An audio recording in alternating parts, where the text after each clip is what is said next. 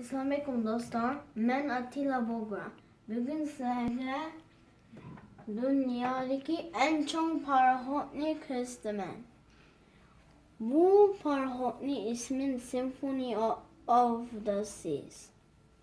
Bu helikopter, bu cabins, bu anchors, bu compartments, bu pothole. Bu satellite, internet, signal tower.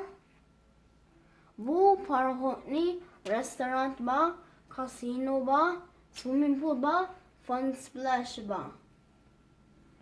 Bu parahatni 19 lifeboatni ba. 3 de uçak belek.